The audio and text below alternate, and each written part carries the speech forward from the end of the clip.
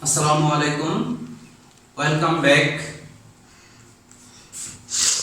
I am Hasanuddin with you to take the third part of voice.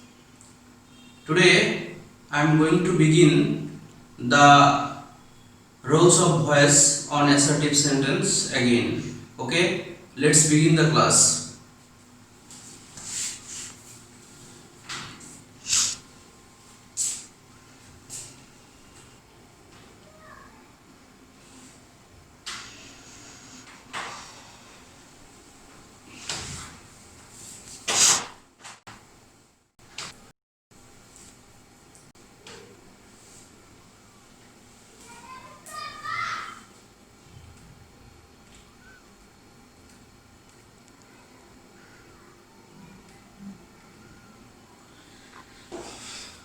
Learning outcome.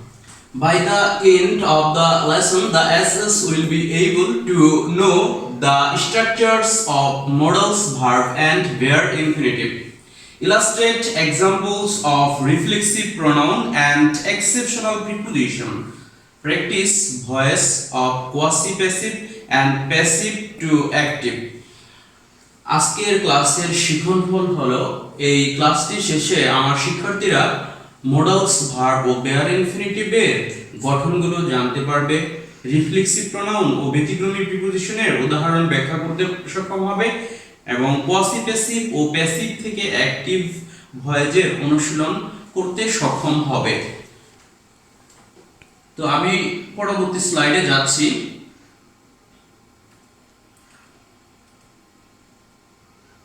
প্রিয় শিক্ষার্থীরা, আমি ইতিমধ্যে 9টি Rolle's অ্যাসার্টিভের পড়িয়েছি। আজ 10 নম্বর নিয়ম থেকে পড়ানো হবে তোমাদেরকে। যারা আমাকে অনুসরণ করছো তারা নিশ্চয়ই জানো। আমি এই স্লাইডটিতে মডালস ভার্বগুলো লিখেছি। মডালস ভার্বগুলো হলো shall, should, will, would, can, could, may, might, must, have to, has to, had to, be, going to ইত্যাদির পর বি বসিয়ে প্যাসিভ ভয়েস করতে হবে। সাবজেক্ট অবজেক্ট পূর্বের নিয়মে পরিবর্তন হবে। তো এখানে আমি স্ট্রাকচার দিয়েছি। অ্যাক্টিভ ভয়েসের গঠনটা এরকম হবে, সাবজেক্টের পর মডালস ভার্ব থাকবে এই ডট ডট স্থলে, এরপর ভার্বের বেস ফর্ম বসবে, অবজেক্ট থাকবে, এটা অ্যাক্টিভ ভয়েসে। প্যাসিভ ভয়েসে আমরা প্রথমে অবজেক্ট নিয়ে আসবো, মডালস ভার্ব বসাবো, বি বসাবো, মূল ভার্বের পাস্ট পার্টিসিপল বসাবো, প্লাস অতিরিক্ত অংশ প্লাস বাই প্লাস সাবজেক্ট হবে।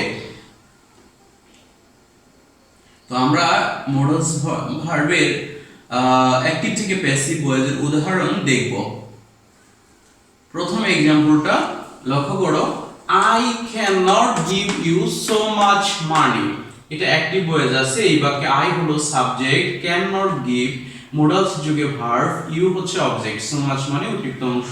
তো প্যাসিভ কিভাবে হয়েছে? প্রথমেই আমরা অবজেক্ট হয়েছে সাবজেক্টের স্থলে ইউ, ক্যান মডালস যা ছিল তাই, নট যা ছিল তাই, আর নিয়ম অনুসারে বি বসানো হয়েছে যেহেতু এটা প্যাসিভ ভয়েস হচ্ছে। গিভের পাস্ট পার্টিসিপল বা ভি3 হচ্ছে গিভেন, তারপর সো মাচ মানে অতিরিক্ত অংশ, বাই প্লাস আই হয়ে গিয়েছে মি ভয়েসের নিয়ম অনুসারে। আশা করি তোমরা এই উদাহরণটা বুঝতে পেরেছো। পরবর্তী উদাহরণটা লক্ষ্য করো, the girls are going to tell me their wish. এখানে বি ভার্ব বলতে am is are was were কে বোঝানো হয়েছে। তোমরা মডালসে নিশ্চয়ই দেখেছো বি গোয়িং টু আছে। এই বি গোয়িং টু হচ্ছে মডালস ভার্ব। মডালস ভার্বের উপরে বি বসিয়ে আমরা প্যাসিভ করব। এখানে আমাদের অবজেক্ট আছে মি, এই মিটা হয়ে গেছে আই, ওয়াজ আই ক্ষেত্রে ওয়াজ বসছে। এটা নিয়ম সিঙ্গুলার অনুসারে, যেহেতু সাবজেক্ট সিঙ্গুলার তাই ওয়াজ বসছে। I was going to be told their wish by the girls. প্রিয় শিক্ষার্থীরা, মডালসের ব্যবহারটা নিয়ম জানলে খুবই সহজ। তো লক্ষ্য করো পরবর্তী example, mother has to cook food. মাকে খাবার রান্না করতে হয় বা হবে। এখানে প্যাসিভ করব আমরা, অবজেক্ট হলো food, has to be cooked by mother, মার দ্বারা রান্না করা হবে, খাবার রান্না করা হবে। এই হচ্ছে পরবর্তী সেন্টেন্সের এক্সাম্পল। আমরা পরের স্লাইডটিতে যাচ্ছি। Reflexive pronoun. রিফ্লেক্সিভ প্রোনাউন কাকে বলে? হ্যাঁ, আমি এখানে লিখেছি সেলফ যুক্ত শব্দসমূহ অবজেক্ট থাকবে। রিফ্লেক্সিভ প্রোনাউন সেলফ যুক্ত শব্দকে রিফ্লেক্সিভ প্রোনাউন বলা হয়। যদি এটা অ্যাক্টিভ ভয়েসের অবজেক্টের স্থলে থাকে তাহলে প্যাসিভ করার সময় সাবজেক্ট ও অবজেক্ট পরিবর্তন হয় না, টেন্স অনুসারে সাহায্যকারী ক্রিয়া ও সেলফ যুক্ত শব্দসমূহের পূর্বে বাই বসে। তো আমরা एग्जांपलটা একটু লক্ষ্য করি অ্যাক্টিভ ভয়েসে কিভাবে থাকবে। The student killed himself. লক্ষ্য করো এই সেলফ যুক্ত শব্দটি হচ্ছে রিফ্লেক্সিভ প্রোনাউন, যা মূল ভার্বের পাস্ট পার্টিসিপল মূল ভার্বের ঠিক পরে আছে, অর্থাৎ ফাইনাইট ভার্বের পরে আছে। এটাই হচ্ছে রিফ্লেক্সিভ প্রোনাউনের ব্যবহার। আমরা এই ক্ষেত্রে সাবজেক্ট অবজেক্ট পরিবর্তন করব না, শুধুমাত্র টেন্সের পরিবর্তন ঘটিয়ে প্যাসিভ করব। The student was killed by himself. The lady is fanning herself। এখানে is fanning প্রেজেন্ট কন্টিনিউয়াস টেন্সে আছে এবং এটা হচ্ছে ফাইনাইট ভার্ব। এরপরে herself আছে, এটা হলো সেলফ যুক্ত শব্দ যেটা রিফ্লেক্সিভ প্রোনাউন, তাই এর সাবজেক্ট অবজেক্ট চেঞ্জ করা যাবে না। অর্থাৎ the lady is being fanned by herself। প্রিয় শিক্ষার্থীরা, আশা করি এই স্লাইডটা তোমরা বুঝতে পেরেছো। আমি পরবর্তী স্লাইডে যাচ্ছি।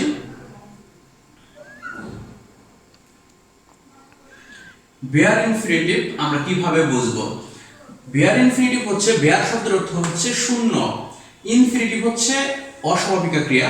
প্রিয় শিক্ষার্থীরা, এই ভার্বগুলো তোমরা খুব ভালোভাবে মুখস্থ করে নেবে। আর এই ভার্বগুলো যদি ফাইনাইট ভার্ব হয়, এদের পরে যদি আরো কোনো ভার্ব আসে তার আগে অ্যাক্টিভ ভয়েসে টু উজ্জ্বল থাকে, কিন্তু প্যাসিভ ভয়েসে তা বসাতে হয়। লক্ষ্য করে এখানে একটা एग्जांपल দেওয়া হয়েছে, উই স হার ক্রাই। আমরা তাকে কাঁদতে দেখেছিলাম। লক্ষ্য করো এখানে স ভার্বটা সি এর পাস্ট ফর্ম হয়েছে।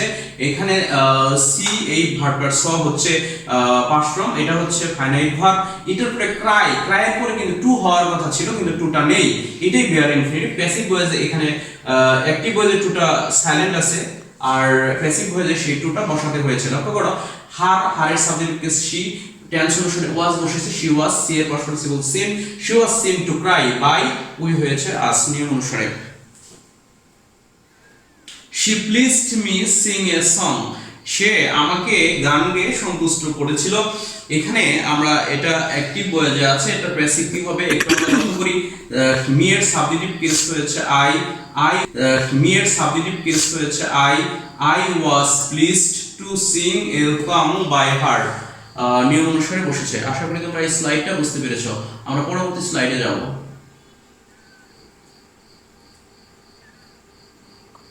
প্যাসিভ ভয়েসে বাই ছাড়া আরো কিছু প্রিপজিশনের ব্যবহার দেখো। Please, displease, satisfy, dissatisfy, annoy, surprise, vex, stun, charm, marvel, shock ইত্যাদির পর ব্যক্তির ক্ষেত্রে উইথ, বস্তুর ক্ষেত্রে অ্যাড বসে।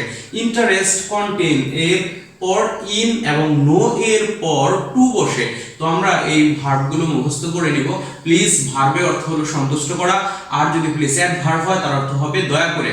ডিসপ্লিজ ভার্ব হবে অসন্তুষ্ট করা, স্যাটিসফাই তুষ্ট করা, অসন্তুষ্ট করা, ডিসস্যাটিসফাই অসন্তুষ্ট করা, অ্যানয় বিরক্ত করা, সারপ্রাইজ আশ্চর্য করা, ভেক্স বিরক্ত করা, স্টান হচ্ছে মূর্ছা যাওয়া, অজ্ঞান হয়ে যাওয়া, চার্ম মুগ্ধ করা, মার্ভেল মুগ্ধ করা, শক মর্মাহত হওয়া। ইন্টারেস্ট অর্থ তোমরা জানো আগ্রহ থাকা, ভার্বে কন্টেইন মানে ধারণ করা, নো এরপর টু বসে। এই হচ্ছে ব্যতিক্রমী প্রিপজিশন। আমরা কিছু एग्जांपल দেখি। হি প্লিজড মি, আমরা যদি এটাকে প্যাসিভ করি তাহলে কি হবে? ব্যক্তি ক্ষেত্রে উইথ বসবে, যদি এখানে বস্তু থাকতো তাহলে অ্যাড বসতো।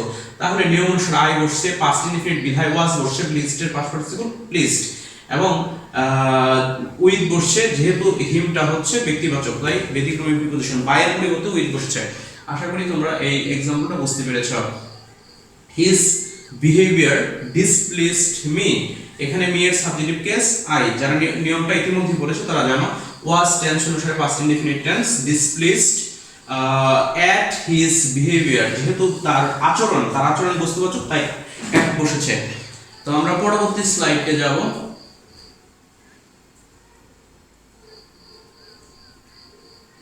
কোয়াসি প্যাসিভ, হ্যাঁ আমরা কোয়াসি প্যাসিভ কিভাবে বুঝবো? আমি এই স্লাইডটিতে কোয়াসি প্যাসিভের যে প্যাটার্ন দিয়েছি অ্যাক্টিভ ভয়েসে, প্রিয় শিক্ষার্থীরা তোমাদেরকে মনে রাখতে হবে যদি সাবজেক্ট ভার্ব এরপরে অ্যাডজেক্টিভ বা অ্যাডভার্ব নরমালি থাকে তাহলে সেটা কোয়াসি প্যাসিভ করতে হবে। তার গঠন আমরা দুই ভাবে করতে পারি। তোমরা যদি ব্রিটিশ নিয়মটা অনুসরণ করো তাহলে subject plus to be verb ব্যবহার করতে হবে, অ্যাডজেক্টিভ বা অ্যাডভার্ব, তারপর হয় ইট বা দে সাবজেক্ট অনুসারে বসবে, টু বি প্লাস মূল ভার্বের পাস্ট পার্টিসিপল বসবে। আর যদি তোমরা আমেরিকান নিয়মে করতে চাও তাহলে সাবজেক্টের পরে টু বি ভার্ব বসাবে, মূল ভার্বের পাস্ট পার্টিসিপল বসাবে, তারপর অ্যাডজেক্টিভ বা অ্যাডভার্ব যা থাকবে তাই বসাবে। আমি এখানে একটা एग्जांपल দিয়েছি, পসিভ প্যাসিভের সবচেয়ে জনপ্রিয় एग्जांपल, প্রায় সকল বইয়ে দেওয়া থাকে বা স্যাররাও দিয়ে থাকেন, তো তোমরা ভালো করে এটা খেয়াল করবে। হানি টেস্ট সুইট, লক্ষ্য করো এখানে সুইট শব্দটি অ্যাডজেক্টিভ রূপে রয়েছে, তাই এটা যদি আমরা ব্রিটিশ নিয়মে করি তাহলে কিভাবে করতে হবে? হানি is sweet when it is tasted, যেহেতু এটা প্রেজেন্ট ইনডিফিনিট টেন্স তাই এখানে is বসানো হয়েছে। অথবা এটা যদি আমেরিকান নিয়মে করি আমরা তাহলে কি হয়? আমেরিকান নিয়মে করলে হবে হানি is tasted sweet।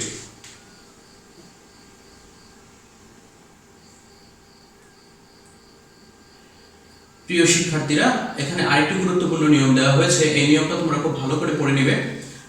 অ্যারেঞ্জ আয়োজন করা, আর ব্যবস্থা করা, ডিমান্ড চাহিদা থাকা, দাবি করা, ডিসাইড সিদ্ধান্ত নেওয়া, ডিটারমাইন দৃঢ় প্রতিজ্ঞা করা, এগ্রি একমত হওয়া বা রাজি হওয়া, সম্মতি প্রদান করা, প্রমিস অঙ্গীকার করা। টু এদের পরে টু প্লাস ভার্বের বেস ফর্ম প্লাস অবজেক্ট থাকলে প্যাসিভ করার নিয়ম হচ্ছে ইনফিনিটিভের আগের অংশ প্রথমেই চলে আসবে প্লাস ইনফিনিটিভ এর পরের অংশ বলবে প্লাস শুড বি প্লাস মূল ভার্বের পাস্ট পার্টিসিপল হবে। এখানে আমরা একটা एग्जांपल দিয়েছি, we decided to start tree plantation.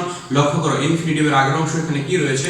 We decided, পরের অংশ কি আছে? Start tree plantation. তাহলে আমরা ইনফিনিটিভের আগের অংশ যা আছে ঠিক তাই রাখবো, অর্থাৎ উত্তর হবে উই ডিসাইডেড, তারপর নিয়ম অনুসারে হবে দ্যাট, তারপরে ট্রি প্লান্টেশন চলে আসবে, we decided that tree plantation should be started, নিয়ম অনুসারে করা হয়েছে।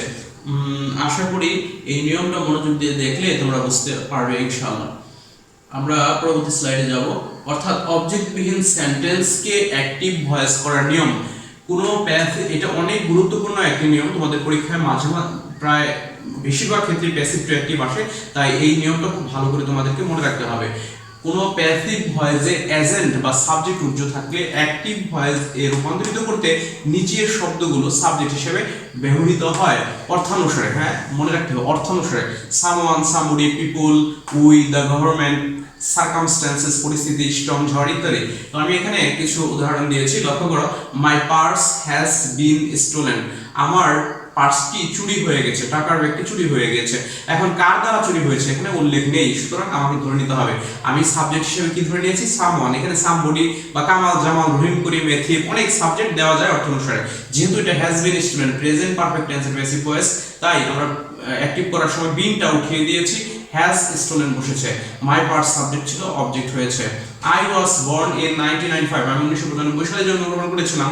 এখন কার দ্বারা জন্ম, এই एग्जांपले অবশ্যই সাবজেক্টটা ফিক্সড করা। প্রিয় শিক্ষার্থীরা, তোমাদেরকে মনে রাখতে হবে জন্ম কে দিয়েছিল? নিশ্চয়ই আমার মা। তাহলে এই বাক্যে সাবজেক্ট ধরে নিয়েছি মাই মাদার, এখানে অন্য কোনো সাবজেক্ট ধরলে চলবে না, একমাত্র মাই প্রসব করতে পারে।